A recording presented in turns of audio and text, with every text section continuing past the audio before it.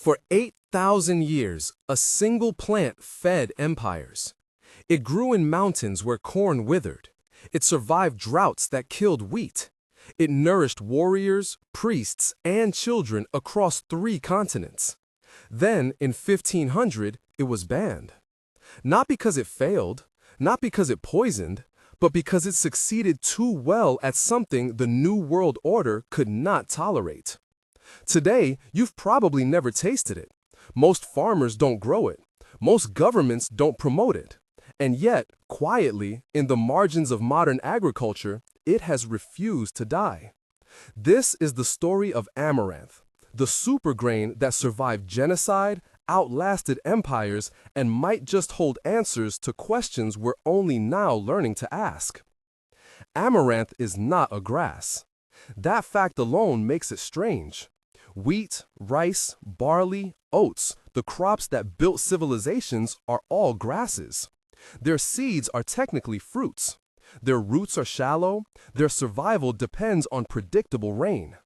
Amaranth is something else.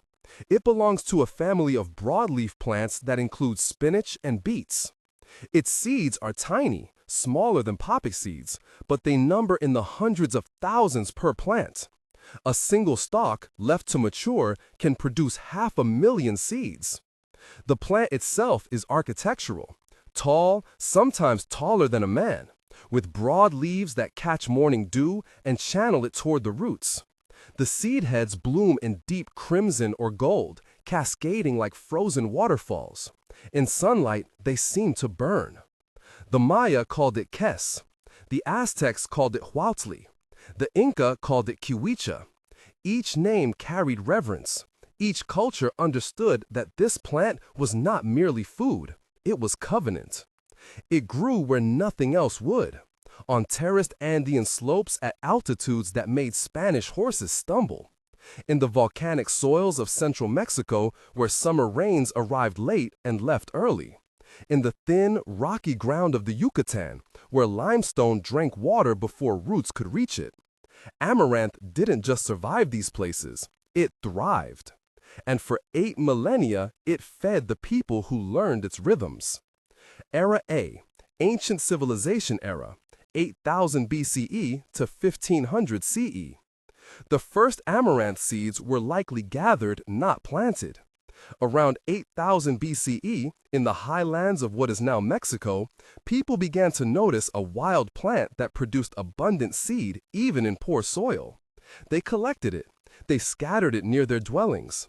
Over generations, they selected the plants with the largest seed heads, the strongest stalks, the richest color.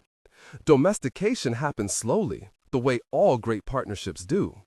By the time the Aztec Empire rose, amaranth had become sacred.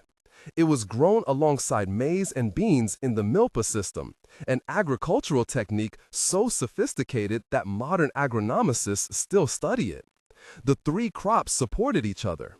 Corn provided height, beans fixed nitrogen, amaranth shaded the soil. But amaranth's role went deeper than nutrition. The Aztecs mixed amaranth seeds with honey and human blood to create tzwali, ritual dough shaped into figures of gods. During ceremonies honoring Huitzilopochtli, the god of war and sun, these figures were paraded through Tenochtitlan, then broken apart and eaten by the faithful.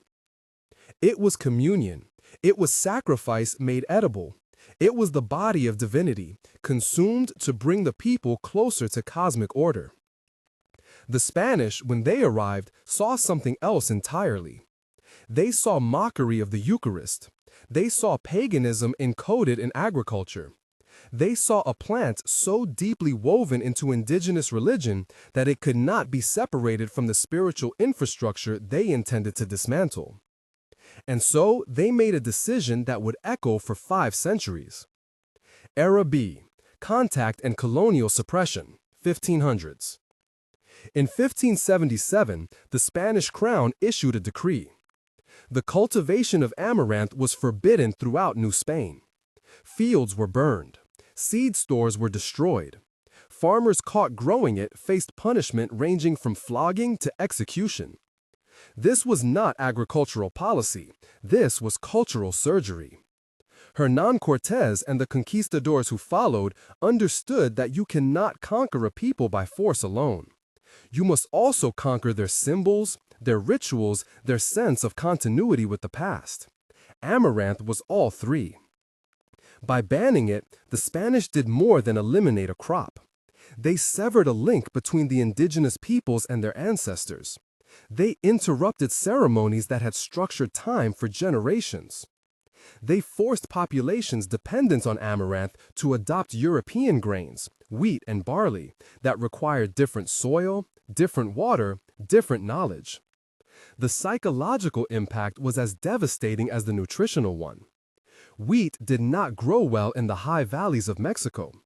It demanded irrigation systems the locals had never needed. It required plows and oxen, technologies that disrupted traditional land management.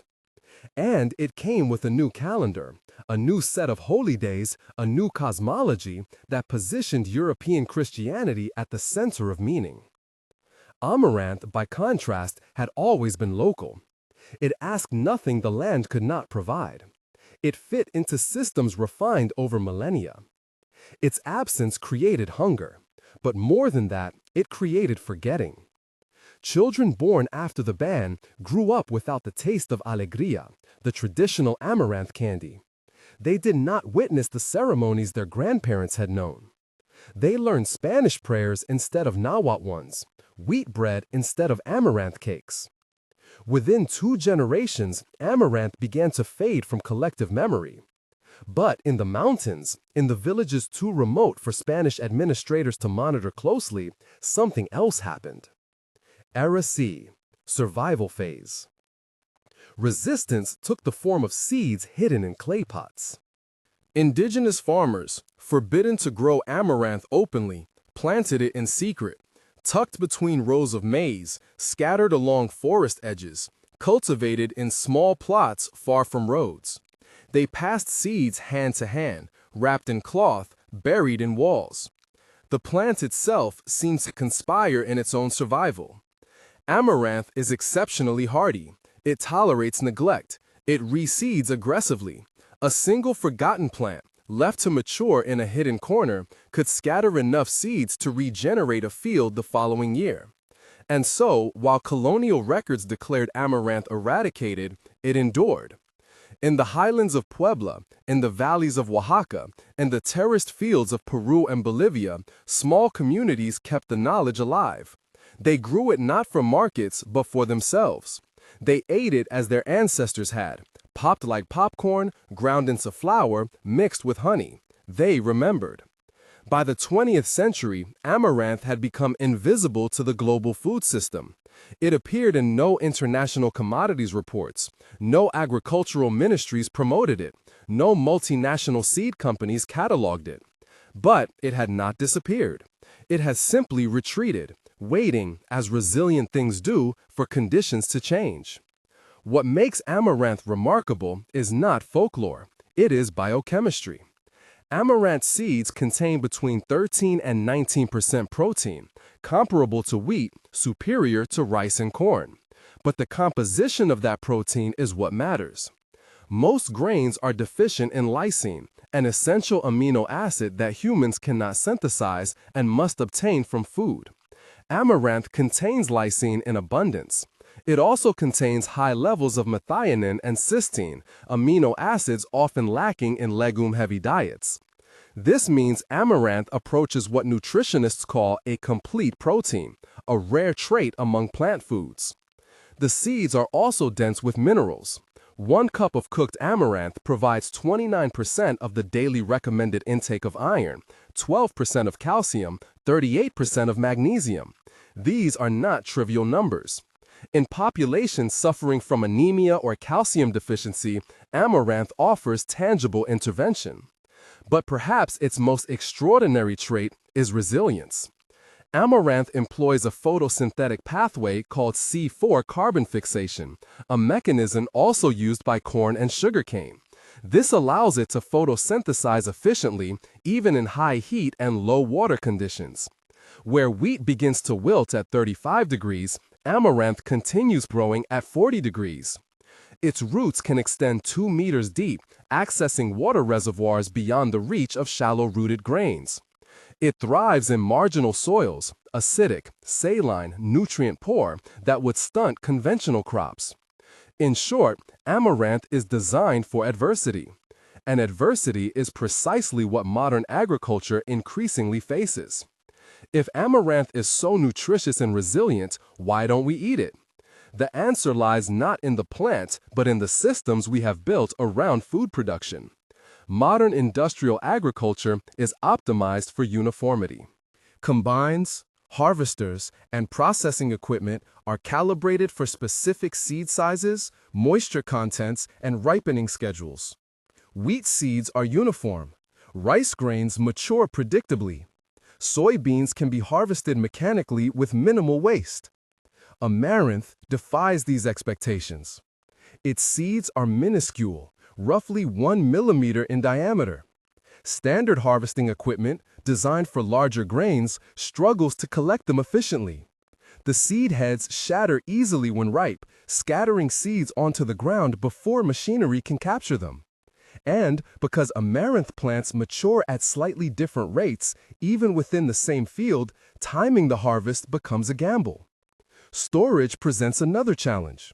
Amaranth seeds have a high oil content, which makes them prone to rancidity if not stored properly. They require cool, dry conditions and careful handling, investments that bulk grain facilities, optimized for low-maintenance crops, are not designed to provide. Then there is the question of markets. Global grain trade is built on commodities that move in massive volumes. Wheat, corn, rice, and soybeans dominate because infrastructure, ports, trains, processing plants, futures contracts has been constructed around them.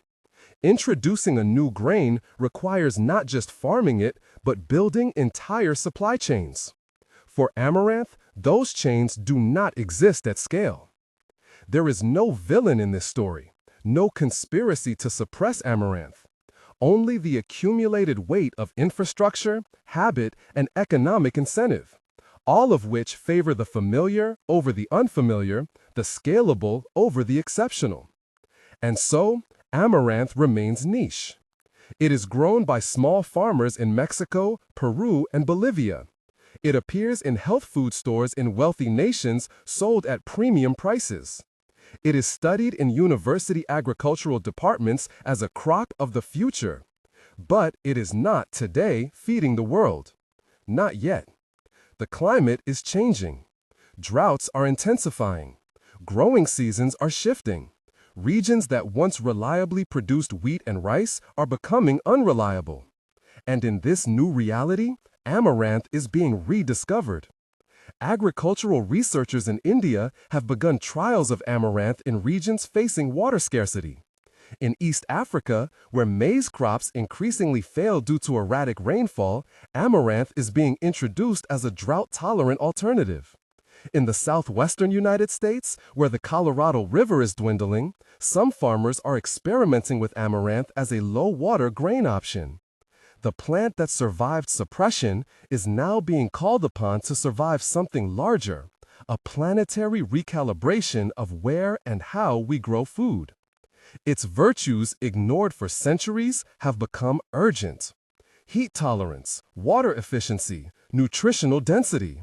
These are not abstract benefits, they are lifelines. Organizations like the Food and Agriculture Organization of the United Nations have listed amaranth as an underutilized crop with significant potential for food security. Research institutions in Nepal, Kenya, and Mexico are developing improved varieties tailored to local conditions. The knowledge that indigenous farmers kept alive in hidden fields is now being validated by climate models and agronomic studies. Amaranth is not a solution to every problem, but it is a tool, one we nearly lost and now desperately need. There is a kind of forgetting that happens not through malice, but through inertia. We forget songs no one sings, we forget techniques no one practices, we forget plants no one grows. Amaranth was almost one of these losses, A footnote in agricultural history, a curiosity mentioned in ethnobotany textbooks, a plant that once mattered but no longer did. Except, it never stopped mattering. The people who kept it alive knew this. They understood that knowledge, once lost, is nearly impossible to recover. That seeds, once extinct, cannot be wished back into existence. That the relationship between a people and a plant is built over millennia, not reconstructed in a laboratory. They saved Amaranth not because they knew we would need it in 2025. They saved it because it was theirs. An inheritance, a trust, a responsibility. And now, as our climate shifts and our certainties crumble, we are beginning to see what they saw all along. That resilience is not a feature to be engineered. It is a gift to be honored. That diversity is not inefficiency. It is insurance. That the future we are building may require wisdom from the past we try to erase. Amaranth did not survive because it was superior to wheat or rice. It survived because it was faithful to the people who tended it, to the soil it grew in, to the possibility that one day we would remember. We are remembering now. And in that remembering, there is a question we must ask ourselves. What else have we forgotten? Subscribe to Ancient Nature Archives to rediscover the knowledge time tried to bury.